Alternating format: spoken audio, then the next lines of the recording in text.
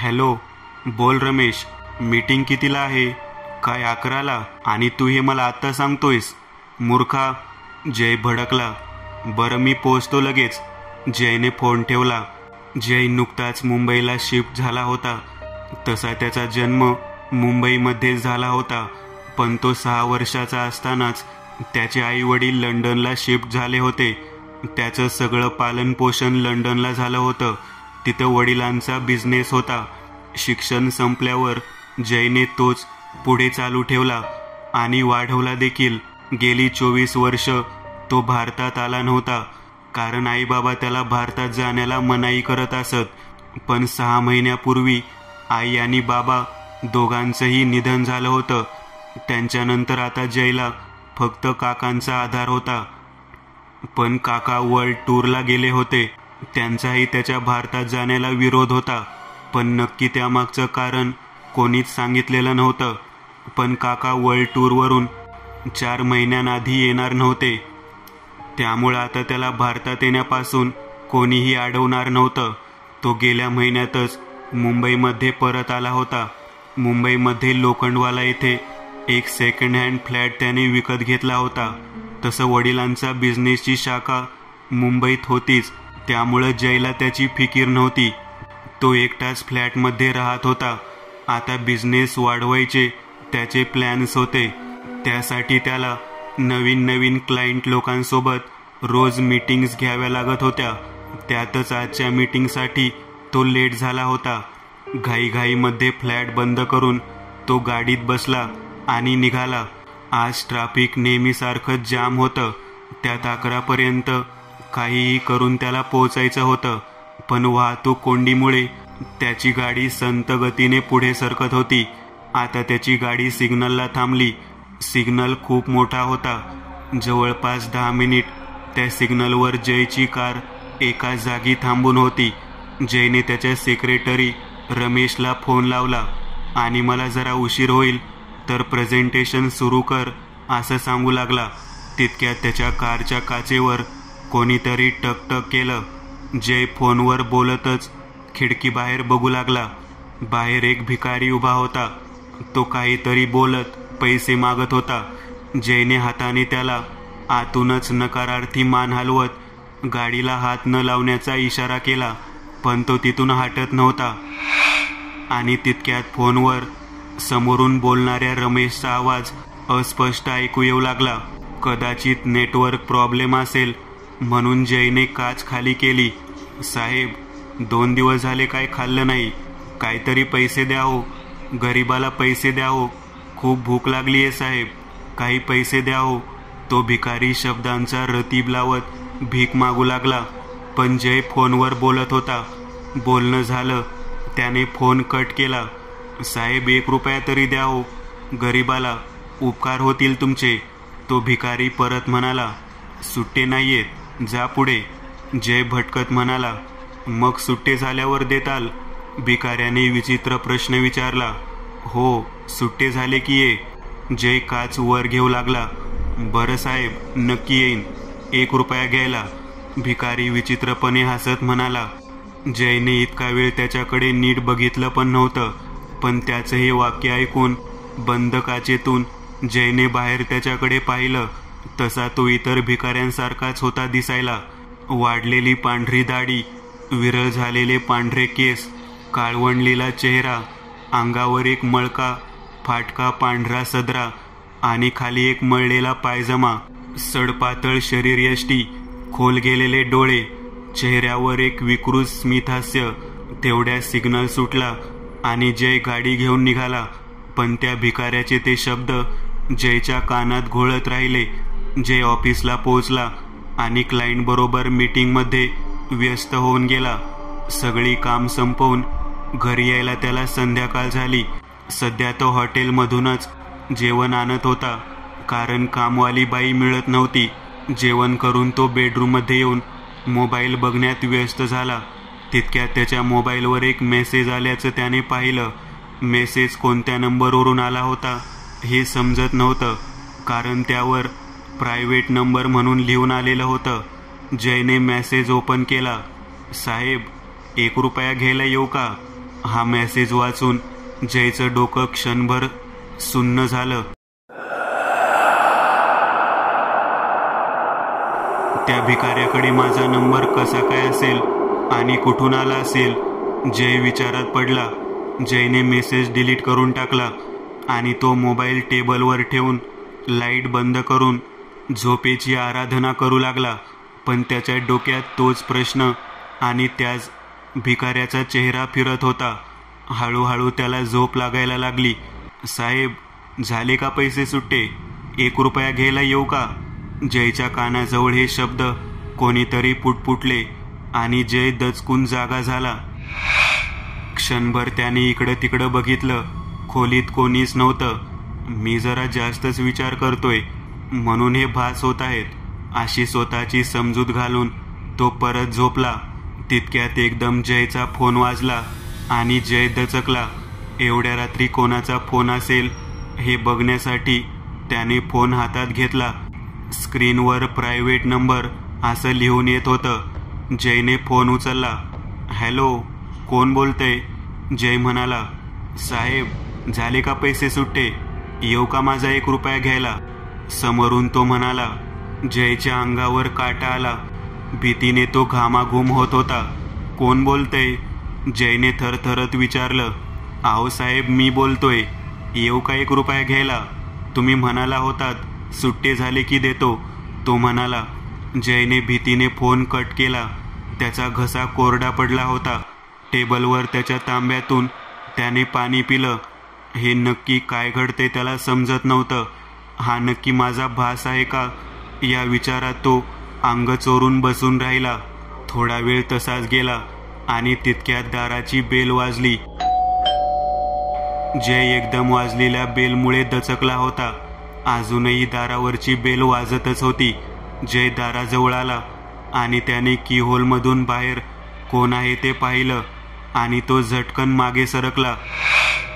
त्याच्या डोक्याला झिंझिण्या आल्या आणि पाय लटपट कापू लागले, कारण बाहेर तोच भिकारी कीहोलच्या भिंगाकडे बघत स्मितहास्य करत उभा होता. जय थरथरू लागला. त्याने लगेच बिल्डिंगच्या गार्डच्या फोनवर फोन केला.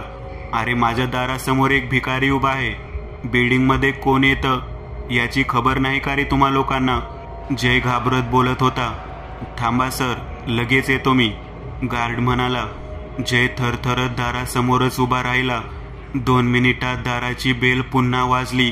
कीहोलमधून पाहिलं तर गार्ड होता. जयने दार उघडलं. साहेब, इथं तर कोणीच नाहीये. आणि साहेब, आम्ही 4 जण आहोत सिक्युरिटीवाले, पण बिल्डिंगमध्ये कोणीच आलेलं नाही. CCTVमध्येही कोणी नाही दिसत, गार्ड म्हणाला. अरे मग मी खोटं बोलतोय का? तो भिकारी इथंच होता, बेल वाजवत होता. कीहोलमधून मी पाहिलंय त्याला, जय सांगत होता. साहेब, कदाचित तुम्हाला भास पण होत असेल, पण जर काही वाटलं तर फोन करा, आम्ही आहोत, असं म्हणून गार्ड निघून गेला. जय खोलीकडे वळणार इतक्यात दारावरची बेल पुन्हा वाजली. जयने कीहोलमधून पाहिलं तर पुन्हा तोच गार्ड होता. जयने दार उघडलं. साहेब, सगळा मजला पिंजून काढला, कोणीही नाहीये, तुम्ही निश्चिंत राहा, असं म्हणत तो निघू लागला. जयला जरा बरं वाटलं. त्याने दारातूनच बाहेर डोकावत डावीकडे पाहिलं. गार्ड पायऱ्यांच्या जवळ पोहोचला आणि मागे वळून जयकडे पाहिलं. थँक्स, जयने त्याचे आभार मानले. साहेब, ते आमचं कामच आहे, पण त्याला देऊन टाका ना त्याचा 1 रुपया, जर सुट्टे झाले असतील तर. गार्डच्या चेहऱ्यावरचे हावभाव बदलले. जयचं डोकं सुन्न झालं. त्याने पटकन दार लावून घेतलं. काय घडत होतं हे काहीच कळत नव्हतं. तो गार्ड असं का म्हणाला, त्याला कसं कळलं त्या 1 रुपयाबद्दल? जयला काहीच कळत नव्हतं. जय दार आतून लॉक करून बेडरूममध्ये आला. रात्रभर विचार करत त्याला पहाटे झोप लागली. रात्री 2 वेळा दारावरची बेल वाजली, पण जय इतका घाबरला होता की तो बघायला सुद्धा गेला नाही. सकाळी 8 वाजता दाराची बेल पुन्हा वाजली. जय उठला, पण आता दिवस उजाडला होता, त्यामुळं भीती थोडी कमी झाली होती. त्याने कीहोलमधून बाहेर पाहिलं बाहेर एक बाई उभी होती. मग त्याला आठवलं की आजपासून कामवाली येणार होती. त्याने दार उघडलं. एक 40-45 वयाची बाई उभी होती. थोडे पांढरट केस, सडपातळ बांधा, सावळी आणि अंगावर एक साधी साडी असं तिचं वर्णन होतं. नमस्कार साहेब, मी सरिता. शेजारच्या मेहता काकूंनी सांगितलं की तुम्हाला घरकामासाठी बाई हवी आहे. हो हो, या आत या. मी एकटाच राहतो. कपडे धुवायला आणि घराच्या साफसफाईचं काम असेल. किती घ्याल पैसे? जयने विचारलं. तशी मी 1001 घेते, पण तुम्ही 1000 द्या. बरं, मग आजपासून करताय का उद्यापासून? आतापासून. ती बाथरूममध्ये गेली आणि कपडे धुवू लागली. जय मोबाईल चेक करत चहा बनवू लागला. मग ती लादी पुसू लागली. जय काल रात्रीच्या घटनेतून थोडा सावरला होता, पण रात्री त्या गार्डचं विचित्र बोलणं त्याला खटकलं होतं. जयने त्याच्या मित्राला म्हणजे रवीला फोन लावला आणि कालपासून घडणाऱ्या विचित्र घटना थोडक्यात सांगितल्या. गार्डची त्याची तक्रार सेक्रेटरीला करण्यासंदर्भात तो रवीला बोलत होता, पण रवीने त्याला समजावलं की असं काही करू नकोस. तुझ्या बोलण्यावर कोणी विश्वास ठेवणार नाही. जयला सुद्धा रवीचं बोलणं पटलं आणि जयने गार्डची तक्रार करायचा विचार सोडला. फोन ठेवून तो आवरू लागला. बाईचं काम झालं होतं. ती निघता निघता दाराजवळून जयला, मी जाते साहेब, असे म्हणाली. बरं, जय म्हणाला आणि ती गेल्यावर दार बंद केलं. तितक्यात परत दार वाजलं. जयने दार उघडलं. साहेब, माझा रुमाल राहिला आतच, घेऊ का? हो घ्या. ती आत जाऊन रुमाल घेऊन दाराजवळ आली. ठीक आहे साहेब, मी निघते. आव थांबा, एक काम करा, हे 1 महिन्याचे पैसे ॲडव्हान्स ठेवा. जयने तिला हातोहात 1000 दिले. तिची परिस्थिती बघता जयला दया आली होती आणि उगाच महिनाभर वाट बघायला लागू नये म्हणून जयने तिला ॲडव्हान्समध्ये पैसे द्यायचे ठरवले होते. धन्यवाद साहेब. आणि हो, वरचा 1 रुपया त्याला द्या, ती एकाएकी थंड चेहऱ्याने म्हणाली आणि निघून गेली. जयला क्षणभर कापरं भरलं. तितक्यात फोन वाजला. फोन रमेशचा होता. आज पण एक मोठी मीटिंग होती. जयला काहीही करून आवरून लवकर ऑफिसला पोचायचं होतं. तो मनात तेच विचार घेऊन पटपट आवरून निघाला. गाडी काढून तो आजकालच्या मार्गाने न जाता दुसऱ्या मार्गाने ऑफिसला निघाला होता. त्याची गाडी सिग्नलवर येऊन थांबली. त्याने इकडे तिकडे बघितलं. या सिग्नलवर भिकारी होतेच. तितक्यात एक म्हातारी बाई जयच्या गाडीजवळ येताना दिसली. तिच्या कुशीत एक लहान बाळ होतं. ती जयच्या गाडीजवळ आली. साहेब, दया करा, गरिबाला पैसे द्या, देव तुमचं भलं करील, ती भीक मागू लागली. जयने खिशात हात घातला आणि 5 रुपयाचं नाणं तिच्या हातावर ठेवलं, कारण त्याच्याकडे चिल्लर तेवढीच होती. तिने ते 5चं नाणं हातात घेतलं. धन्यवाद साहेब, म्हणत ती थोडी पुढे गेली, पण लगेच परत आली आणि जयकडे बघत एक विकृत स्मितहास्य करत म्हणाली, याचा 1 रुपया पण द्या की. त्या कुशीतल्या बाळाकडे बघत ती म्हणत होती. जयला काही समजलं नाही, पण मग जयने तिच्या कुशीतल्या बाळाकडे पाहिलं आणि त्याचं काळीजच तोंडाशी आलं. तो घामाघूम झाला, कारण तिने जसा त्या बाळावर असलेला पदर बाजूला केला तसं जयने एक अकल्पनीय प्रकार पाहिला होता. तिच्या कुशीतील त्या बाळाचा चेहरा त्या कालच्या भिकाऱ्याचा होता, पण शरीर एका 2 वर्षाच्या लहान मुला एवढं होतं. तो जयकडे बघत विकृतपणे ही करत हसू लागला. देताय ना 1 रुपया? दरदरून घाम फुटलेला जय सिग्नल सुटल्याचा ग्रीन लाईट लागताच तिथून सुसाट सुटला. तो ऑफिसला आला. क्लायंट ऑफिसवर आला होता. मीटिंग सुरू झाली. केबिनमध्ये जय आणि क्लायंट दोघेच होते.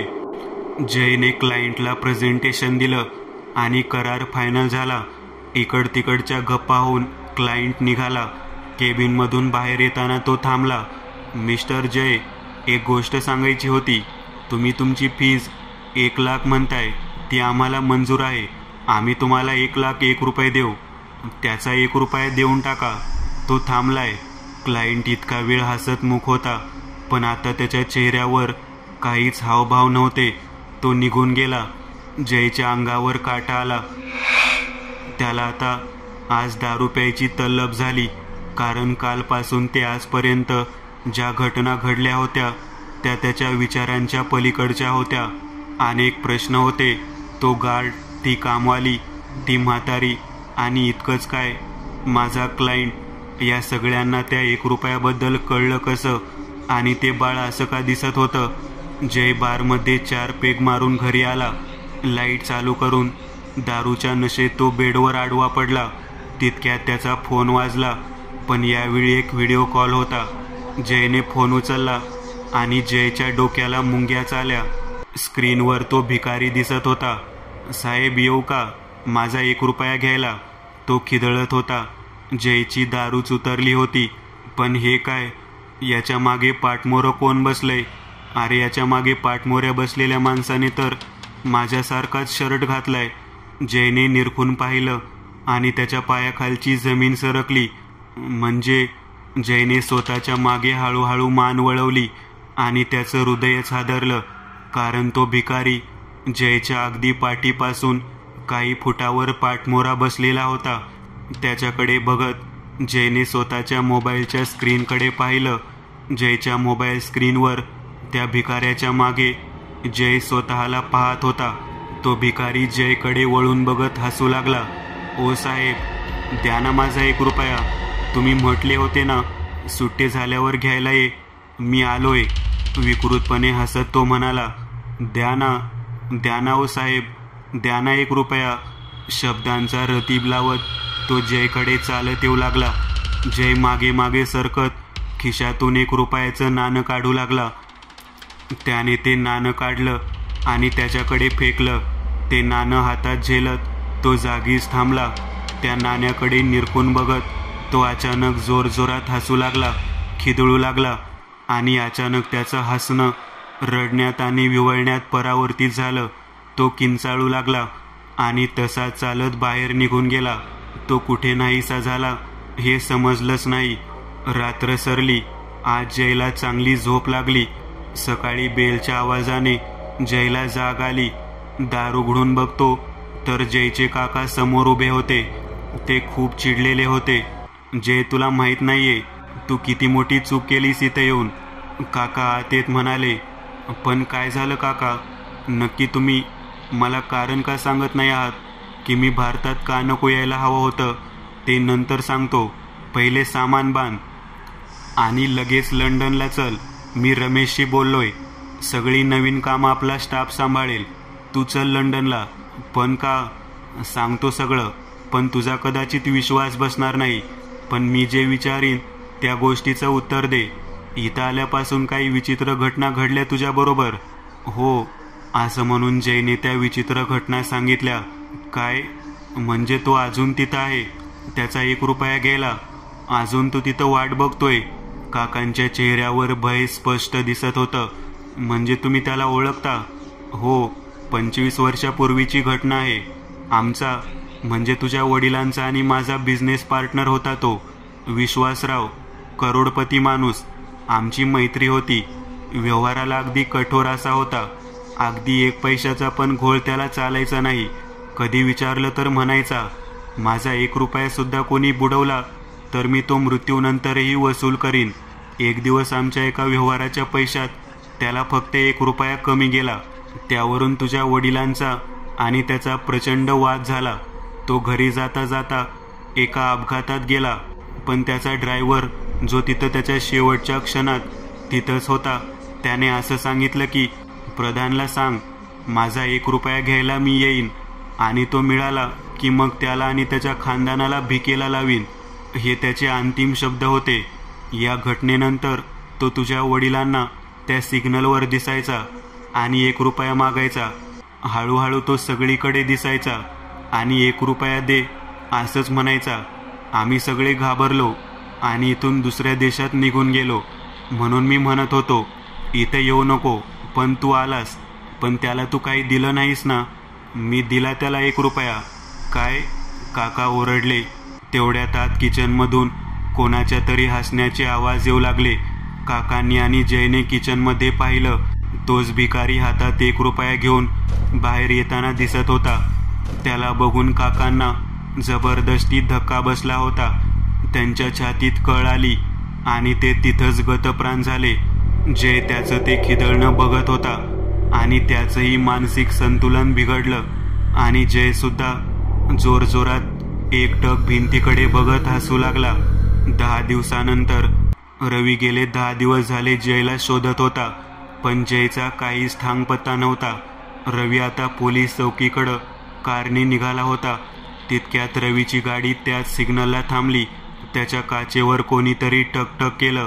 रवीने काचेतून बाहेर पाहिलं आणि त्याचं डोकंच सुन्न झालं, कारण बाहेर एक भिकारी उभा होता. तो दुसरा तिसरा कोणी नसून जय होता. काच खाली केली. जय विचित्र बडबड करत होता. 1 रुपया, फक्त 1 रुपया. रवी स्तब्ध होऊन फक्त बघत होता. तितक्यात त्याचा फोन वाजला. फोन चौकीवरून होता. साहेब, खाडीत एक प्रेत मिळालंय. ते बहुतेक जयप्रधान याचं आहे. रवीला धक्का बसला. त्याने बाजूला पाहिलं खरं, पण तिथं आता तो भिकारी कुठंच दिसत नव्हता.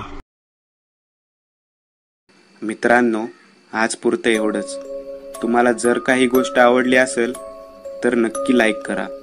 तुमच्यापैकी बरेचसे जण व्हिडिओ लाईक न करताच पळून जातात, पण हा जर व्हिडिओ तुम्ही लाईक केला तर मला जरा बरं वाटेल आणि असेच भारी भारी व्हिडिओ बनवायची माझ्यात एनर्जी येईल.